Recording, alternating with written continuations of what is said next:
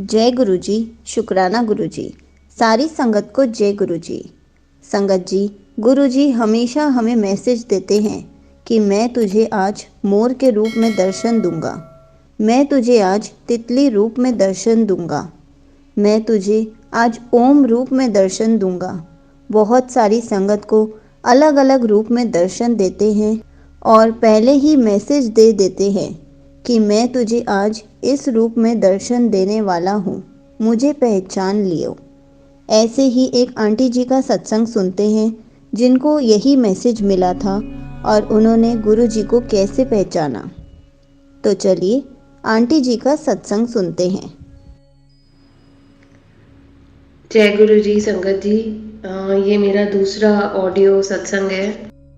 थोड़े दिन पहले ही आंटी जी के चैनल पे अपना पहला सत्संग शेयर किया था, पर जब सत्संग रिकॉर्ड हो गया तो मुझे रियलाइज़ हुआ कि कुछ एक आध सत्संग और थे जो ज़रूरी थे, पर मैं उसमें इंक्लूड नहीं कर पाई। शायद गुरुजी चाहते थे कि मैं उन्हें अलग से एक दूसरे सत्संग के फॉर्म में आप सबके साथ शेयर करूं, पर बहुत प्यारे सत्संग है तो मैं शेयर कर रही हूँ, क्योंकि मुझे बहुत टाइम से मन में गुरुजी ये थॉट डाल रहे थे कि सत्संग शेयर कर, वो वाला सत्संग भी शेयर कर। और उससे मिलते जुलते भी मैंने बहुत सत्संग सुने, तो मुझे लगता है ये एक्सपीरियंस शेयर करना ज़रूरी है आप सबके साथ, क्योंकि गुरुजी इन सत्संग के थ्रू मैसेज सबको देना चाहते होंगे। तो गुरुजी की आज्ञा और उनके मंत्र जाप के साथ मैं अपना सत्संग शेयर करना चाहूँगी। ओम नमः शिवाय, शिवजी सदा सहाय।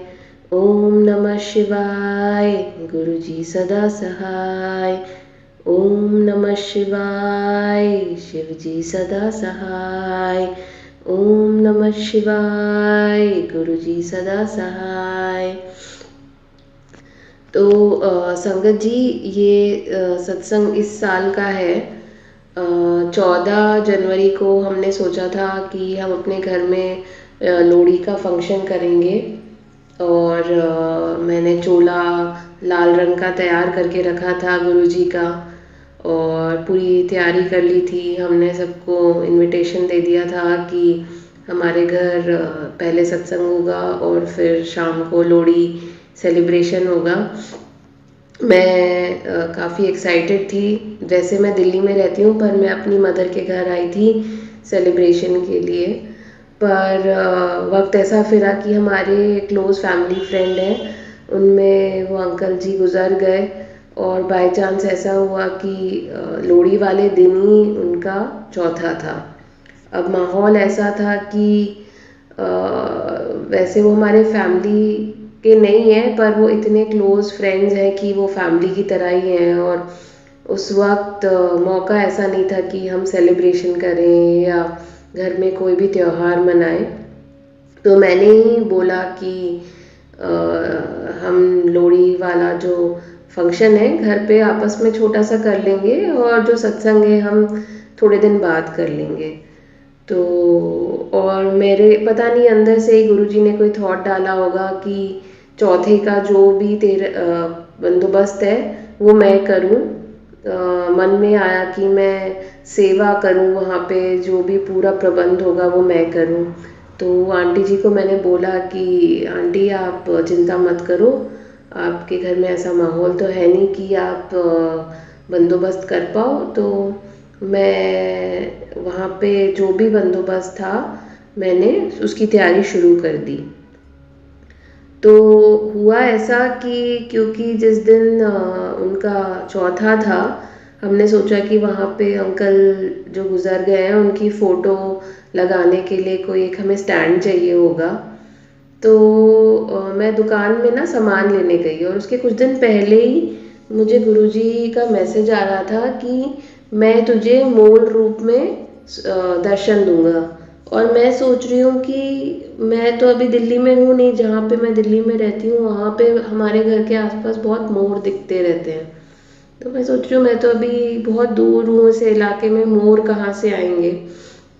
तो मैं जिस दिन वो अंकल जी की फ़ोटो रखने के लिए स्टैंड लेने गई, वहाँ मेरी नज़र पड़ी दो शोपीस वाले मोरों पर।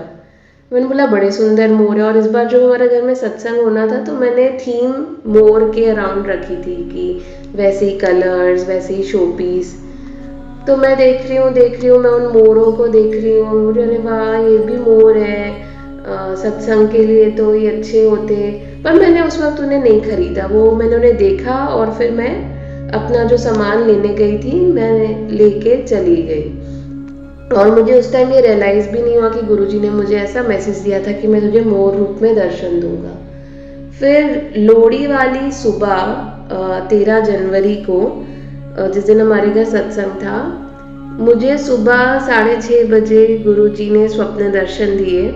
क्योंकि कहीं ना कहीं जो हमने सत्संग आगे पुश कर दिया था, ऐसा कुछ मलाल नहीं था कि अरे नहीं कर पाए या कुछ, पर एक मन में था कि घर पे एक मौका था, गुरुजी आने वाले थे, आज वो नहीं हो पाया। फिर सुबह 6:30 बजे मुझे गुरुजी ने स्वप्न दर्शन दिए। उन्होंने एक लाल रंग का ही चोला पहना हुआ था, जैसे मंक होते हैं बुद्धिस्ट मंक, उस तरह का चोला था।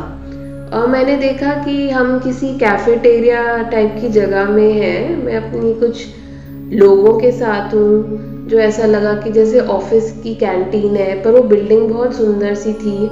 और दूर से मुझे गुरुजी चलते हुए जाते हुए दिख रहे हैं और मैं भाग के जाती हूँ, मैं जल्दी से उनके पैर छू के ब्लेसिंग ले लेती हूँ और वो अपना हाथ मेरे सर पे रख के मुझे ब्लेस कर देते हैं। जब मैं सुबह उठी मुझे इतना अच्छा लगा, मुझे लगा कि घर पे सत्संग ना भी हो पाया फिर भी गुरुजी ने अपने दर्शन दिए। गुरुजी ने वो दूसरी आंटी की फैमिली को भी ब्लेस किया, वो भी गुरुजी को बहुत मानते हैं। तो मुझे ऐसा लगा कि हाँ, गुरुजी ने अपनी ब्लेसिंग्स दे दी हम सबको, और हम सत्संग अब चाहे 10 दिन बाद कराएं, वो तो हमेशा ही हमारे साथ रहेंगे। फिर इसी थॉट के साथ मैंने दिन शुरू किया। मैंने अंकल जी के चौथे की पूरी तैयारी करी। मैं जब उस वेन्यू पे घुस रही थी, घुसते साथ ही मेरे सामने से एक सुंदर सी येलो कलर की तितली गुजर के गई और फिर ऐसा लगा कि जैसे गुरुजी अपने सामने से होके जा रहे हैं। अंकल जी का चौथा हो गया, सब हमने, आंटी को भी काफ़ी सेटिस्फैक्शन हुई, शी वॉज वेरी थैंकफुल। फिर हुआ ऐसा कि जो मैंने स्टैंड लिया था अंकल जी की फ़ोटो लगाने के लिए, वो स्टैंड ना यूज़ नहीं हुआ। तो मैं वो शॉप में दोबारा गई क्योंकि वो थोड़ा महंगा स्टैंड था। तो मैंने बोला कि अंकल आप इसकी जगह मुझे कुछ और सामान दे देंगे? तो अंकल जी ने बोला हाँ ठीक है, बदल लो। और फिर मैंने देखा कि वो जो 2 मोर थे वो अभी भी उस शॉप में थे। तो मैंने बोला कि ये मोर तो मेरा ही इंतज़ार कर रहे हैं, अब हमारे घर सत्संग होने वाला है तो मैं ये मोर लेके ज़रूर जाऊंगी। और मैंने सत्संग के लिए कुछ जल प्रसाद रखने की ट्रेस भी ली। तो मुझे बहुत अच्छा लगा कि ये चीज़ें मेरे लिए ही थी यहाँ पे। और गुरुजी ने भी पहले सेवा लगाई चौथे पे, वो काम हो गया। अब जो मैं उसके बदले में जो यहाँ से सामान ले रही हूँ वो हमारे घर के सत्संग के लिए जाएगा। जो ट्रेस भी मुझे बाय चांस मिली वो पीकॉक कलर की थी। मुझे बहुत अच्छा लगा कि ये पूरा जो सत्संग है गुरुजी ने खुद अपने हाथों से मुझसे करवाया।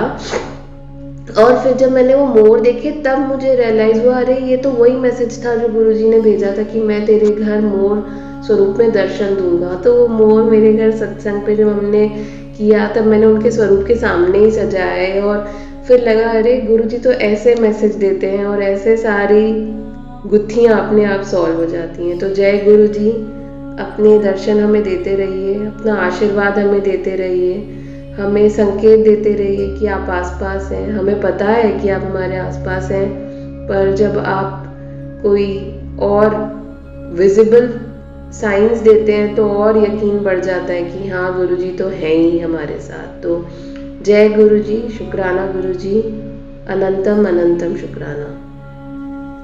Thank you so much aunty ji, आपका सत्संग बहुत ही अच्छा था। आपका बहुत बहुत शुक्रिया। आपने अपना सत्संग पूरे गुरु परिवार के साथ शेयर किया। आपने बहुत अच्छे से समझाया कि जब भी गुरुजी हमें मैसेज देते हैं तो हमें मैसेज को कैसे समझना चाहिए, और गुरुजी हमें सच में दर्शन भी देते हैं। संगत जी, ऐसे ही हमें भी गुरुजी के मैसेजेस को समझना चाहिए। गुरुजी हमें आंसर्स देते हैं, हमें दर्शन देते हैं। हमें बहुत सारे आंसर्स पोस्ट और वीडियो के थ्रू ही मिल जाते हैं। हम सबके सत्संग सुनते हैं, हमें उसमें भी आंसर्स मिल जाते हैं। इसलिए हमेशा कहा जाता है सत्संग पूरा सुनना चाहिए। कभी भी सत्संग को आधा नहीं छोड़ना चाहिए, क्योंकि सत्संग सुनने से भी हमें ब्लेसिंग्स मिलती हैं। जय गुरु जी। शुक्राना गुरु जी।